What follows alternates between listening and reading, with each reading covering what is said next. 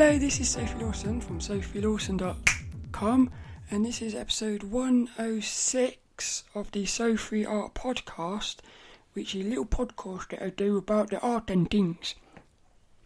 In this one, we're going to be taking a look at another little article, or Art-Ickle, from a Character Design Quarterly magazine, and this one is issue number 9, and it's an article called The Language of Shapes, with the artist Tom Hänni. And I've got some notes and stuff. So if you're watching on YouTube at youtube.com/Sophie Lawson, you're able to see all the little images and stuff. But you don't, as I always say, you don't really need to watch the video because I'm going to just describe everything. This was a really fun little article. I think the main takeaway I got from it was about playing, really. Yeah, it's probably about playing. So the designing characters is really about playing. So we're going to talk about that in a minute. Little Dennis is with us. He's just got out of his little house. And you can find show notes, I think, at sophielawson.com. But I've also, because last week's episode was all about colour therapy, I said I was going to do a little colour therapy chart thing. I am in the process of putting it all together. Hopefully it'll be up by next week's podcast. But what I've got is I've actually got some, turquoise socks on. Because it said in the article, what is turquoise? It said turquoise is communication and truth, invigorating yet calming, stuff like that. So turquoise is quite a cool little colour. And I thought what she said to do was, you can start putting bits of colour into your life via little things. So like just wearing a pair of socks is quite cool. But little Dennis, let's get into this one. Ding! So little Dennis is going to sit in his house and watch us. Yeah, he's watching us now. Also, today or this weekend is Easter. So I hope you got your Easter eggs ready, because I'm going to be eating mine. I love Easter eggs. So I'm going to eat a little bit of an Easter egg, because how do you open your Easter eggs? Do you... I like it when they're like that. So what I always do, I've done this since a very little child. What I do is I break one half of the Easter egg, take a piece of the chocolate, and I start drawing on the chocolate. Because you can draw little things on the chocolate with pieces of chocolate. So I've drawn like a little person. But we like chocolate. So let's get into this article. What I'm going to do, actually before we do that, I'll put a link in the show notes, but Tom Hänni has got a really cool little website, a little blog. The website address is tomscharacter.blogspot.com, and you look at his characters, he's got really, I would say the main thing about his characters is it's all about the shapes, but also they feel alive. They really feel alive. So what you'll find out in this article is it's really the shapes. I feel like shapes bring the characters to life and gesture and stuff. So that little website is definitely worth checking out. And like I said, I'll put a link in the show notes at sophielawson.com. But let's jump into this little article and see what it's all about. So let's get into this one then. It's also this issue of the Character Design Quarterly magazine, which is issue number 9. It has my all-time favourite cover. It's got a really cool little cover, it's a really simple little character actually. Big fat round head with these thin arms and legs. But he looks cool. Nice colours and stuff. But let's get into this one.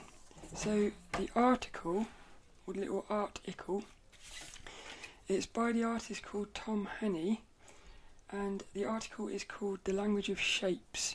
So it's a little article again. It's only on 4 pages. Quite a lot of little sketches and stuff in here, and it's split into 7 main sections. So what I did was I put some notes together, and on one side of the page I put some rough notes, and on the other side I put a bit neater notes. So the main sections from this article is the power of imagination. And with that one, my little notes have said he again says about starting with writing. So it's talking about the power of writing again. And then he says about search by sketching ideas, which I love that. I'll talk about that in a minute. The next little section is the basics. And that one, I was thinking it's about consistent variety, which is something Jake Parker said. You got lines and shapes, keeping it simple. And there's something at the bottom I'm going to read. The next little section is readable combinations. That one's all about silhouettes and playing. Then we've got another section called Exaggerate the line of action. Another section called the ebb and flow of line work. Another one all about the concept. And then the final bit is called Loosen Up. So it's 7 main sections. Really fun. So what I'm going to do is I'll start by reading the little intro to the article. And what it says, oh, and also Tom Hänni, his name is really cool because his name is Tom and then Hanni, but the A has got 2 little dots above it, so it looks like a little face or something. Even his name looks like a character. His name's got a really nice shape to it actually. All the letters are quite nicely shaped. But it says, an elaborated shape language is crucial for crafting character designs. It enables you to develop interest, tell clearer stories, and therefore develop more believable characters. And he says, here are some of my design methods to explain how you can improve your overall shape language and create more impactful and expressive designs. Really fun, this. So what he's done on this, which I love, is it's all about lines and shapes. Yeah, it's all about keeping it simple. Big bastard shapes. Big bastard basic shapes. So the first section is the power of imagination. And what I put down here is he talks about starting with writing.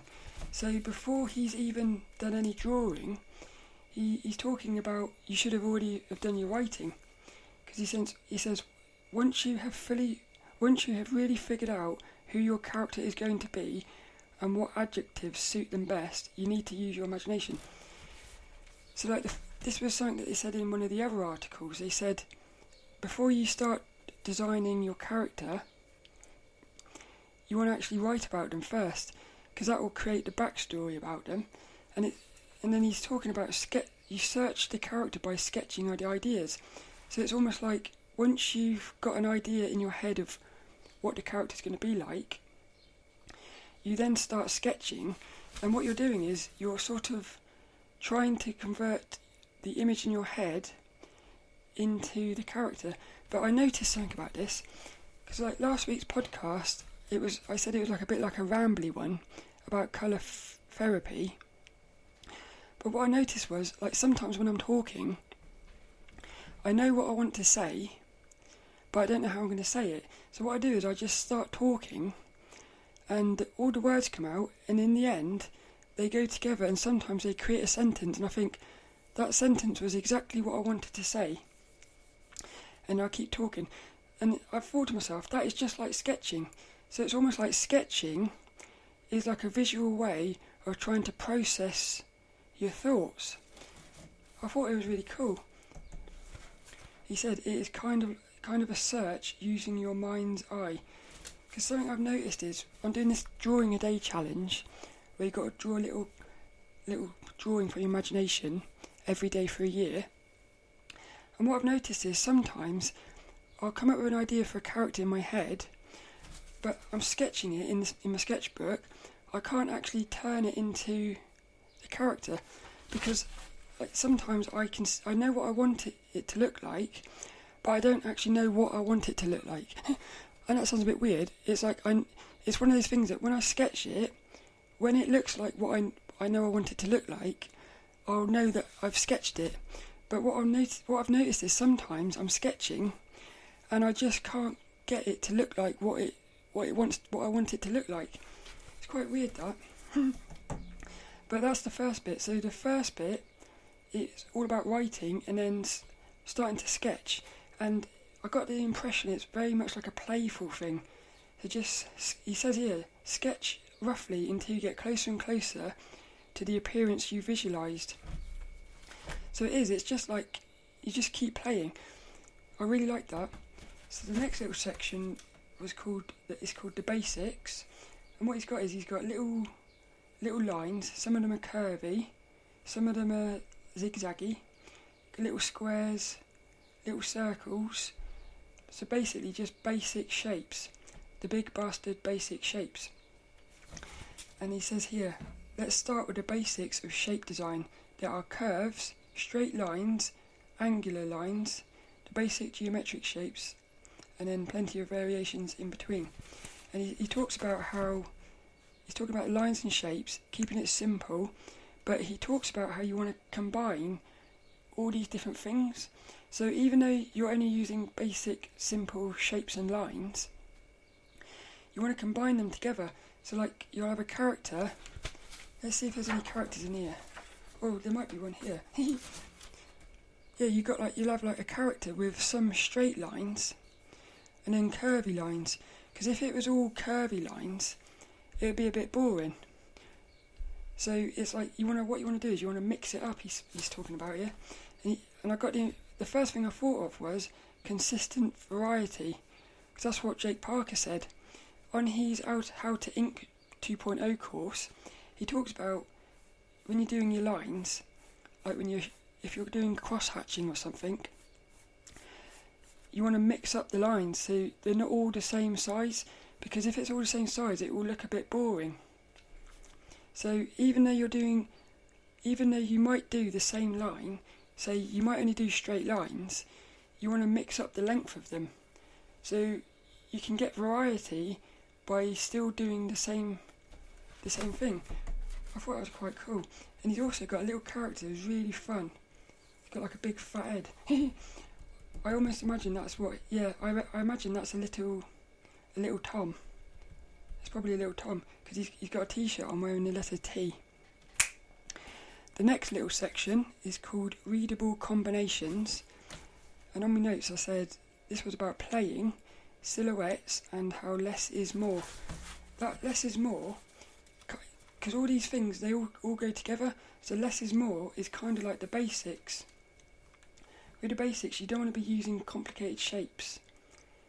Use these big fat, like the big bastard shapes, and then you stick them all together. So he says here, using a combination of shapes and line, play around with roughing out some character designs. It says, your goal is to create a strong silhouette to make your character instantly readable. I love that, because all these articles I've noticed, something that keeps coming up is silhouettes. Because what they're saying is, if the silhouette is very distinctive, the character will pop. The character's going to pop. But if you look at all these little designs he's got, they've all got very simple shapes and lines.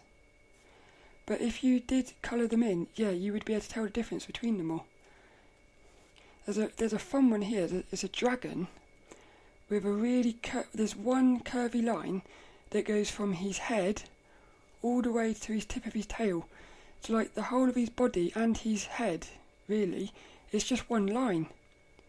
So that's amazing. You don't need to be doing loads of lines, really. That's something I've noticed with gesture drawing. Gesture drawing is about capturing the essence of the pose. And you want to...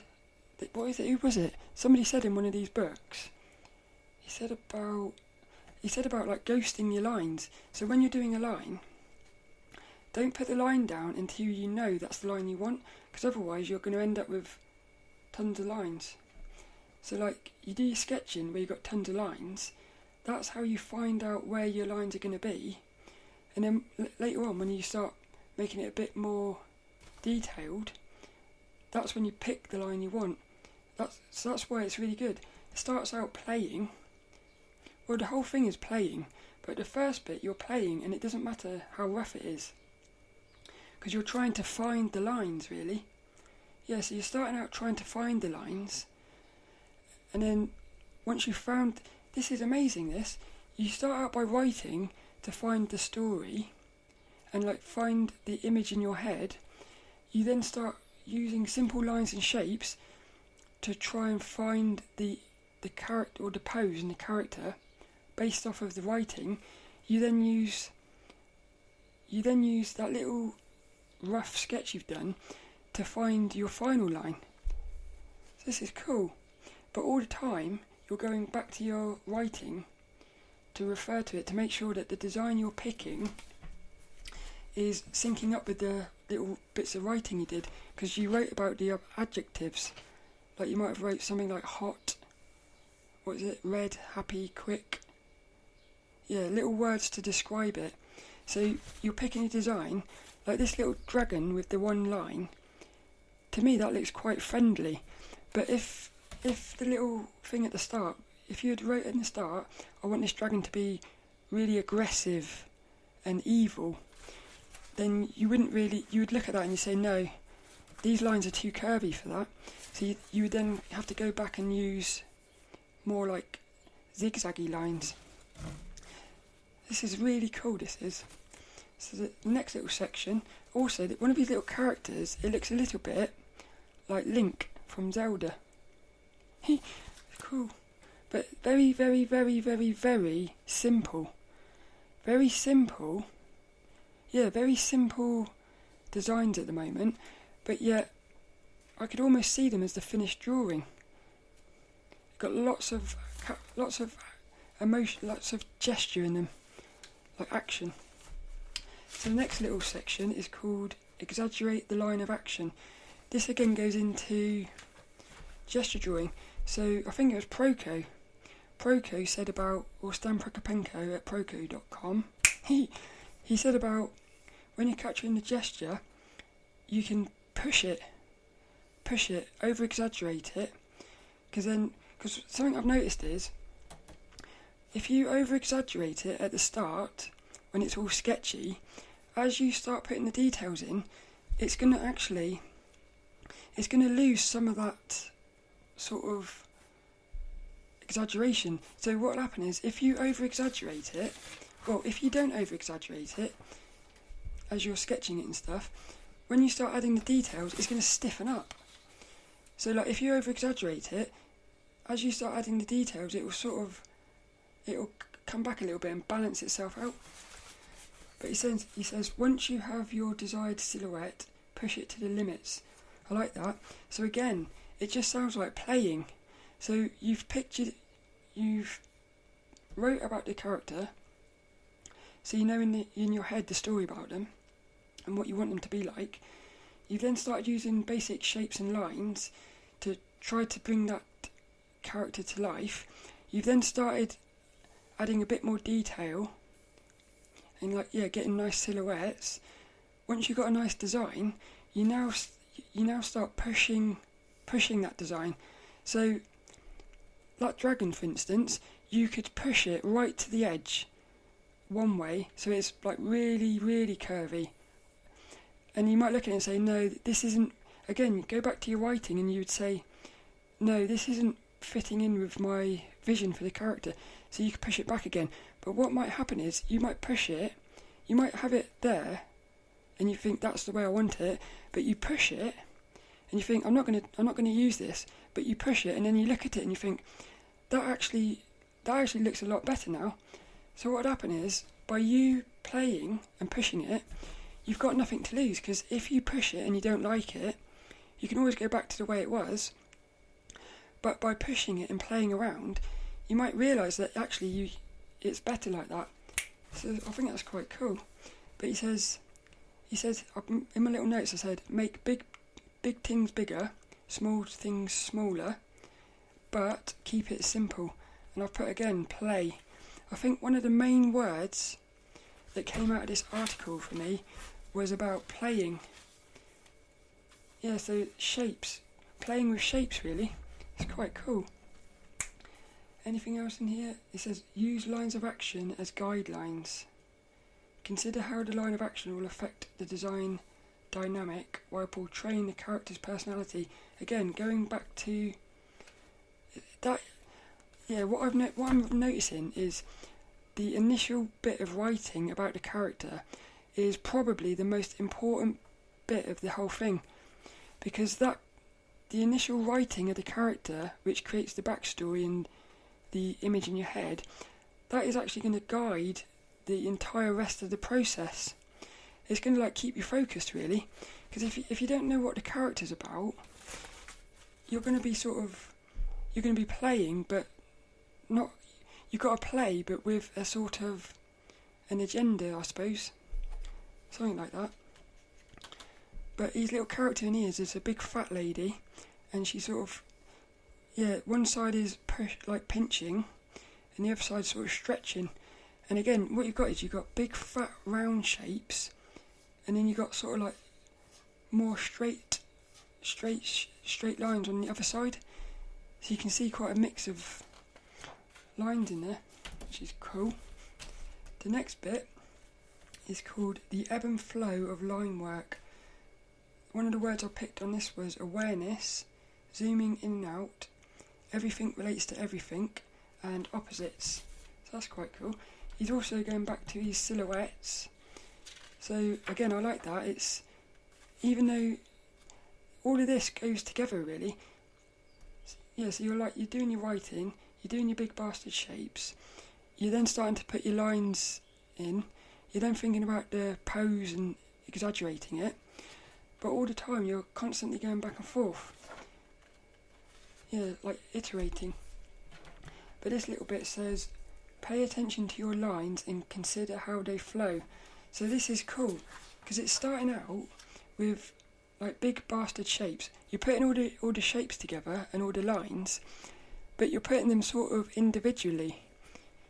So you're picking shapes and placing them together, and then what you do now is you start thinking about more how it's all relating to each other. This was something I noticed with, I'm going to put a bit of Easter egg. This was something I noticed with realistic pencil drawings. It was, sometimes you'll draw an eye. You draw an eye and you start shading the eye. And then, like the mouth would look wrong. So you'd start trying to fix the mouth, when really, it was the eye. It's quite funny, that. So it's like, everything's linked together. So this was what made me think about zooming in and out. Because if you start zooming out, you can look at the overall shape, and then you can zoom in and look at the lines and stuff. So again, this made me think about awareness. So always be aware of your shapes, how things are relating to each other. Because if you zoom out or step back from your drawing, you can sort of see it as a big shape, and you can say, that looks like quite a nice shape. Or you might look at it and think, I don't like that. And then you'd zoom in and start playing with it. So constantly going back and forth, really.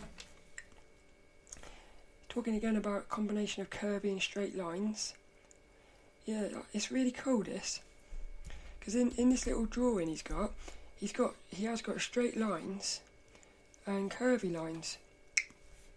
And also, he's thinking about the focus, because all the lines are flowing, almost like pointing towards the face, which is the focus point. It's quite cool.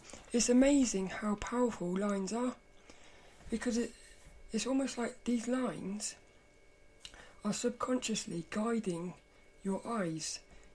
It's quite amazing. You don't realise it, but like the pose, it starts out as a simple line and it turns into a character, but even though it's a character, it's still, in a way, it's still a simple line. So that line has a flow to it. So it's thinking about that. And he says about opposite vertical lines to horizontal lines, angles to arcs. Talks about how that all builds up, like the drama, he says. Having these opposites. So it's quite cool, because you want to think about having things look nice together, but also sort of a bit of conflict to keep things interesting. That's quite cool. The next little bit's called All About the Concept. I've put here, refer to your writing, again awareness, and it says, I've put here, how going to tell the story, and does the design satisfy? And I've put that in like a loop, as if you got to keep asking yourself, you keep asking yourself, does this satisfy the initial writing I did? And then you got to keep asking, how is it going to tell the story? So it's like a loop. And it says, well, I've put here, I've put a little question mark, and it says, story more important than skills? Because this made me think, is it more important to have a really nice story rather than skills? That's what I'm thinking. In other words, you could be really amazing at drawing, but if you don't do the writing at the start and you haven't got a story, you could do a really amazing character, but if it's not telling a story, is that as good as a character that's not very goodly drawn? Not very good English. It's a character that's not very well drawn. In other words, your skills are a bit shite, but your story is amazing. So it's like got a lot of character in it, but the skills are, I would rather that. Well, I would rather have a character that's got amazing skills and an amazing story. But what I was thinking was, I would probably focus on the story more, really. That's what I think. That's why I think the initial writing is the most important part, because that's where your story is coming from. It says here, while mastering techniques and tools is important, I would advise concentrating on your concept first. Yeah. Think about adjectives that suit your character's personality and story, and make sure they are clearly reflected in your design. So again, I think what I'm going to do when I start really creating these characters, I'm going to have a sheet of paper, and I'm going to write a load of words. I'm probably going to do that bubble chart thing. There was this article, it had a bubble, and it had like your character in the middle, and then just coming off of that is a spider diagram, I think. You can see what you end up with is a bunch of words describing your character. What I'm going to do is I'm going to keep that on my desk. So as I'm drawing and designing my characters, I'm going to force myself, because I think initially I'm going to have to force myself to keep referring to the writing, because I think it goes into this week's inspirational quote, but I'm the sort of person who would get distracted by trying to draw the character before I really know what I want the character to be. So one of my things I'm gonna have to learn is to stop myself. This is why I come up with the thing of big bastard basic shapes. It's my way of trying to remind myself to stop going to the details too soon. So something I've got to do is I'm going to have to stop going to the details too soon, which is something, again, I've noticed with this art challenge I'm doing, is that I sometimes tend to go to the final drawing before I've even sketched it. And also I'm going to have to keep reminding myself to do the writing first. And I feel like the best way to do that is to have a piece of paper on your desk and force yourself to do the writing. And then what will happen is, if you keep forcing yourself, in the end it will become a habit. So you won't even need to remind yourself. You'll say, what will happen is, I know this will happen one day. When I'm doing characters, I'll sit down and I'll say, well, I'm going to design a new character, and I'll just, without even thinking about it, I'll just start writing. So it'll be like creating a habit, really. And again, he's talking about the silhouettes and shapes, and it's all about acting and finding the best pose. Yeah, from the moment you define your character's silhouette and shape, it's all about acting and finding the best pose. That's cool. And then what have we got? Oh, the last little section is called Loosen Up. And in my little notes I put practice exercise. Turn shapes into faces, turn lines into poses. What I like, because what he's got in his little article is he's got a bunch of just random shapes, because what he says to do is, this is a way to loosen up. He says get a piece of paper and a pencil. What you want to do, or a pen or something, what you want to do is just scribble a shape, and then just start like adding some features onto it. And what you can do is you can create like little characters, which is quite fun. And then what you do is, once you've done that, you can then start adding more details. So this would be a good exercise for me, I think, because what it will do is it would force you to create, well, you'd have to work with big bastard shapes, because all you do is you're just getting your pencil or your pen, and just, without thinking about it, it's actually a lot harder than you think to create a random shape, because your mind sort of wants to create, that's quite weird, your mind wants to create a shape that you sort of know. So that'd be a fun exercise, I think. So what he says is, shapes can be turned into faces. This is just for fun, really, just loosening that up. But lines can be turned into poses. And I've already been doing this with my little Sophie character. So what I do is, because I love doing gesture drawings, what I noticed was you can look at a photo, like a pose, and let's say you got like a pose, you can actually look at it and you can turn it into a line, a simple line. So because you can do that way, which is you can look at a reference and turn it into a line to then turn into your own character, you can actually do it this way as well, which is just get a piece of paper, scribble a line on it, and then basically try to turn that into like a pose. Hey, that looks like a leg. This is quite fun. What's really fun about this is, because you're just scribbling, you know you're going to be creating shite. I like that word. It's quite a fun word, that. But because you know you're going to be creating rubbish, I suppose, basically, once you've done this, you could just scrunch it up and throw it in the bin. So because of that, there's no pressure. So that is why it loosens you up, because you're not going to be keeping these. But what is amazing is, because I've noticed this with other things, you're doing this just for fun. So you're just playing, there's no pressure. What I've noticed is, when you're doing drawing and there's no pressure, in a strange way, for some reason, that's normally when you do the best stuff. So what will happen is, I know this will happen, you'll be messing around, doing this for loosening up, and what will happen is, one of these, I bet, you'll look at it and you think, I really like that, and you'll end up turning it into a finished drawing. So again, even though you're doing this just for fun, there's always a chance that you might get something out of it, but you've got to be very careful that you don't start doing this with having the thought that you're going to create something out of it, because I've been caught out doing that before with other things.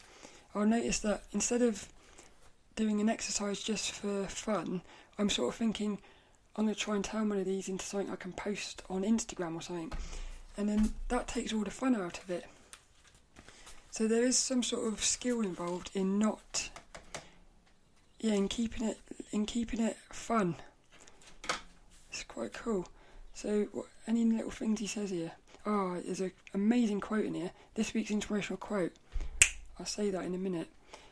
So he says, I love that. Look, he says, your imagination is the limit. He's got one quite fun one here.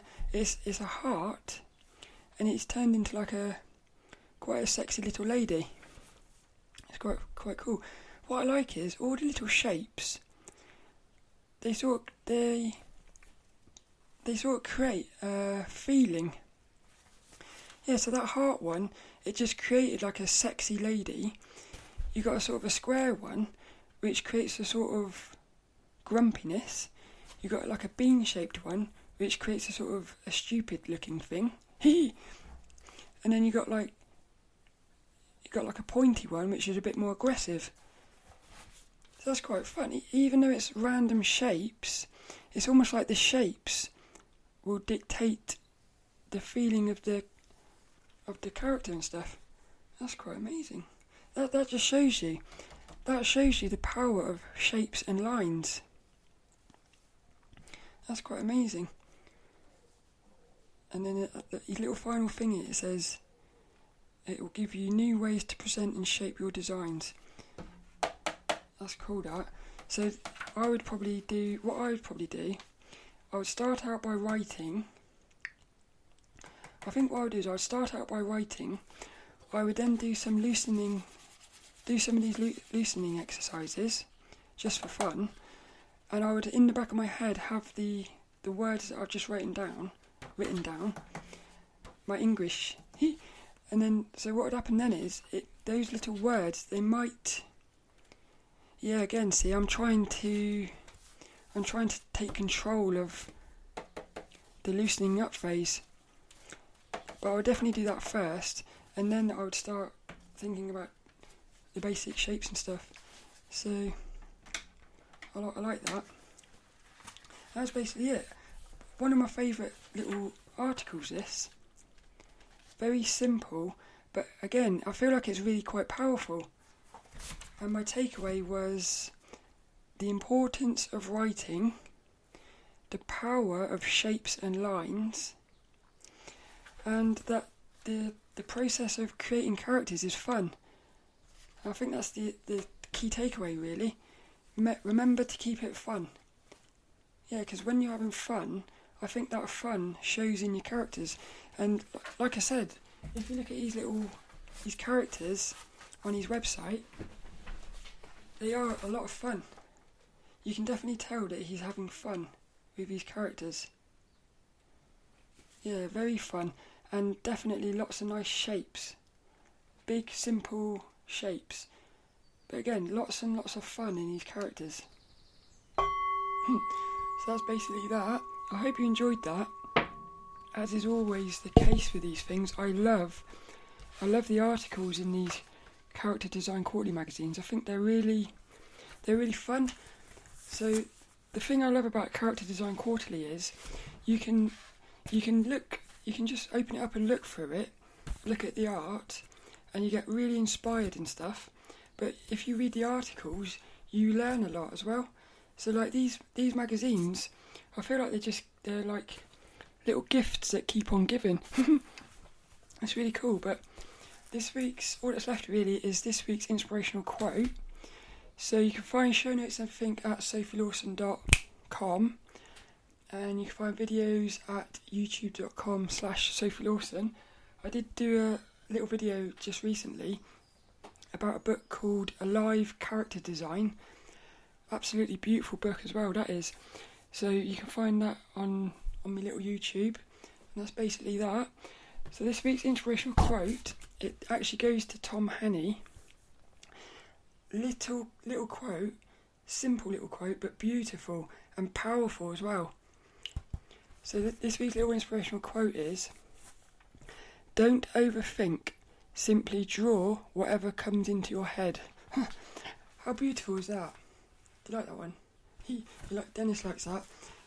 Don't overthink, because what I would say to that is, that's almost like the secret to big bastard basic shapes. If you're overthinking, you're going to do the details, yeah. But if you just draw what's in your head, you're going to capture the big bastard shapes. I think this is one of my all-time favourite art quotes, because it really speaks to me as well, because I'm somebody who definitely overthinks things. So this week's little inspirational quote, "Don't overthink, simply draw whatever comes into your head." Tom Hänni.